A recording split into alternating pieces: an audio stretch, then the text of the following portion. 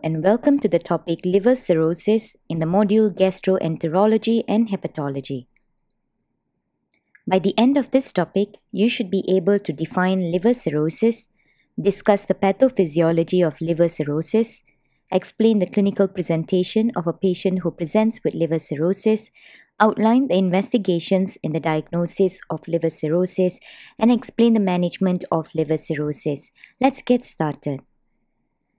Cirrhosis, also known as liver cirrhosis or hepatic cirrhosis and end-stage liver disease, is the impaired function caused by the formation of scar tissue known as fibrosis due to damage caused by liver disease. Cirrhosis is a late-stage liver disease in which healthy liver tissue is replaced with the scar tissue mentioned and the liver is permanently damaged.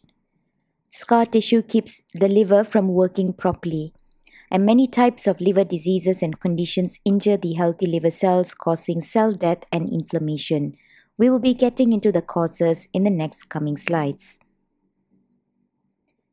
So cirrhosis, as it's defined histologically as a diffuse hepatic process characterized by fibrosis and conversion of the normal liver architecture into structurally abnormal nodules.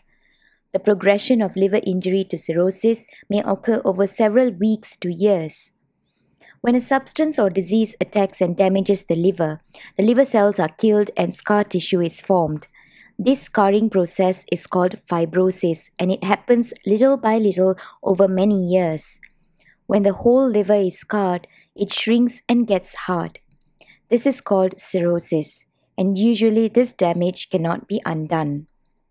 Any illness that affects the liver over a long period of time may lead to fibrosis and eventually cirrhosis.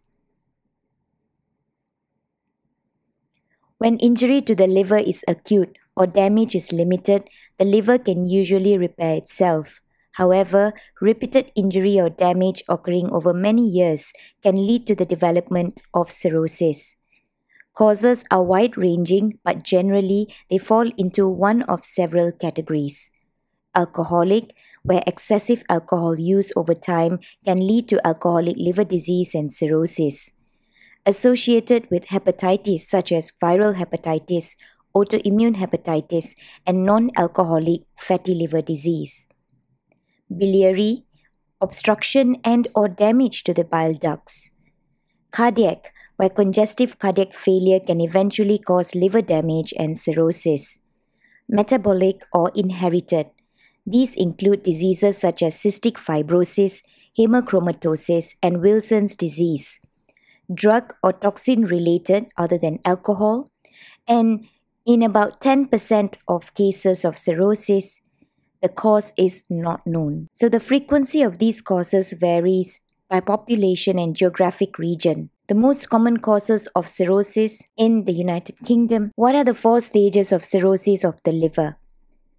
So we begin with stage 1, where there's inflammation. In this early stage, the liver is enlarged or inflamed.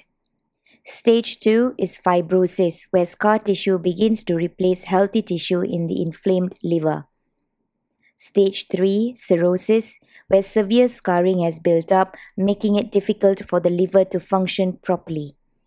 And finally, stage 4, end-stage liver disease. Some patients with cirrhosis are completely asymptomatic and have a reasonably normal life expectancy. Other individuals have a multitude of the most severe symptoms of end-stage liver disease and a limited chance for survival. Among the clinical manifestations of liver cirrhosis, one would complain of having anorexia, weakness, confusion and difficulty concentrating, itching, leg swelling, nausea, fatigue, abdominal pain or discomfort, muscle wasting, and weight loss. When it comes to signs, the common signs may stem from decreased hepatic synthetic function such as coagulopathy or could be secondary to portal hypertension, for example, evidence of variceal bleeding and spider angiomata, or decreased detoxification capabilities of the liver, which then leads to hepatic encephalopathy. Cutaneous manifestations of cirrhosis include jaundice, spider angiomata, skin telangiectasia, and palmaerythema. Additional signs which are seen include white nails or leukonychia due to low albumin levels, finger clubbing, and disappearance of the lunula. So additional signs that you may want to look out for and quite characteristic of liver cirrhosis include portal hypertension, hepatomegaly, and ascites. Portal hypertension can have prehepatic, intrahepatic, and posthepatic causes, but Chiari syndrome, a posthepatic cause, is characterized by the following symptoms: hepatomegaly and ascites. Ascites is suggested by the following findings on physical examination. So take note of the presence of abdominal distension, bulging flanks, shifting dullness, and elicitation of a puddle sign. It is important to detect cirrhosis as soon as possible since significant liver damage may occur with few or no symptoms. If the cause of liver damage can be eliminated or controlled, further scarring will stop and some existing scars may actually resolve. Routine lab tests may be done to detect liver damage and or scarring and to evaluate its severity, particularly if the individual has some risk factors for developing cirrhosis. Additional tests may be performed to help diagnose the underlying cause and to monitor the affected person's health over time. This can include monitoring for the possible development of hepatocellular carcinoma. Liver injury may be first detected by a comprehensive metabolic panel or a liver panel. Both panels include the alanine aminotransferase or ALT, aspartate aminotransferase or AST, alkaline phosphatase or ALP, total bilirubin, and albumin. If any of these tests are abnormal, then they will require further investigation. And these may include coagulation time, additional testing such as viral hepatitis panel, and specialized tests such as iron tests when hemochromatosis is suspected, copper and ceruloplasmin when Wilson's disease is suspected, anti-mitochondrial antibodies or AMA to help diagnose primary biliary cirrhosis, alpha-1 antitrypsin to help diagnose a deficiency of this protein, genetic tests for inherited liver diseases, and hyaluronic acid associated with fibrosis. If low, then extensive fibrosis is unlikely.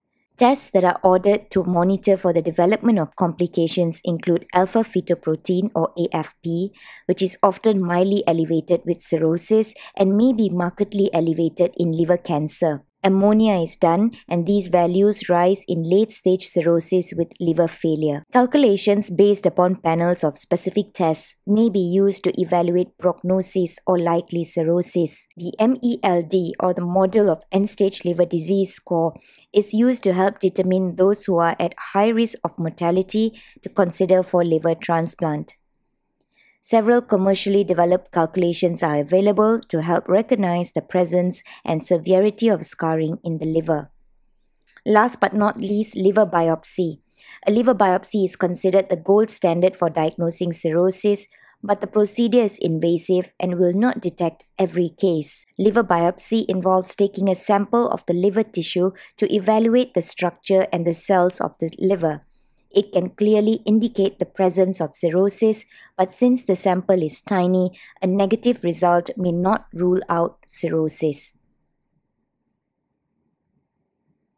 Imaging and functional studies that may be useful include ultrasound, and sometimes this is ordered to help diagnose non-alcoholic fatty liver disease. Periodic ultrasounds are done for some patients to monitor for development of hepatocellular carcinoma. A magnetic or transient elastography is done to evaluate the degree of liver fibrosis by measuring the liver stiffness. Angiography is done if there is evidence of portal hypertension. During angiography, a catheter is placed selectively via either the transjugular or transfemoral route into the hepatic vein to measure the portal pressure. An EEG or electroencephalography is done if hepatic encephalopathy is suspected. An elevated arterial or free venous serum ammonia level is the classic lab abnormality reported in patients with hepatic encephalopathy. An EEG may be helpful in the initial workup of a patient with cirrhosis and altered mental status when ruling out seizure activity may be necessary. A CT scan and MRI studies of the brain may be important in ruling out intracranial lesions when the diagnosis of hepatic encephalopathy is in question. As for management, individuals diagnosed with cirrhosis will usually receive treatment in the sense of medications as well as interventions to prevent further complications. Medications address the underlying cause of liver disease where possible. This may involve, for example, treating chronic hepatitis C with medications. Maintaining liver function. This is done to maintain the function of the liver in patients who's living with cirrhosis. And the measures here include activities that do not cause deterioration in liver function or progressing liver cirrhosis. Treating complications, for example, is done via endoscopy, which is needed to look for varices and to address bleeding varices. In advanced cases of cirrhosis, a liver transplantation may be indicated.